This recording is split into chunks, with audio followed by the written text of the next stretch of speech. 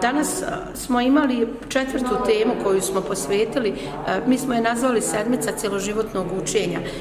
Želeći naglasiti koliko je potrebno da se uvijek obrazujemo, znači bez obzira onog momenta kad završimo školovanje, mi tek počinjemo učiti.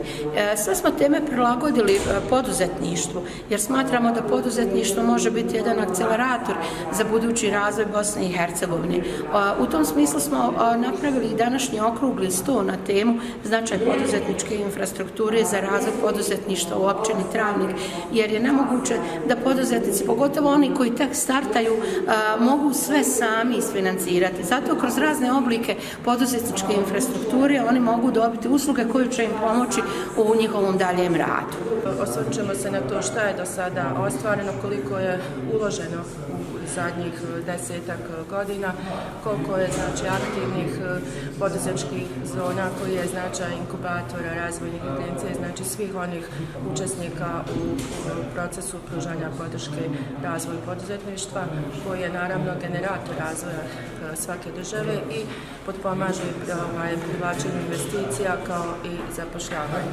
Naši gosti su također i predstavnici Reza i kolega Dario Jerković koji će nešto više govoriti konkretno o rezultatima i radu tehnoloških parkova.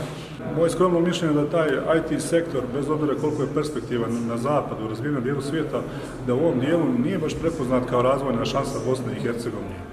Kroz jedan niz makroekonomskih pokazatelja sa posebnim osvrtom na taj IT sektor pokušat ću da približim koliko su trendovi razvoja tog sektora brži u odnosu na ostale sektore privrede.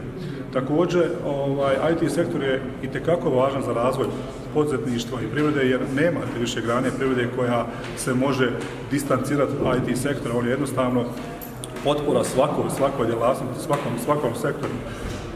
Kako razvijati IT sektor? Može li Bosna i Hercegovina postati druga Irska? Vrlo interesantno pitanje, jer taj sektor traži relativno manje resursa, kako financijski, tako i materijalno, odnosno druge sektore, a više se potencira pamet i znanje domaćih ljudi.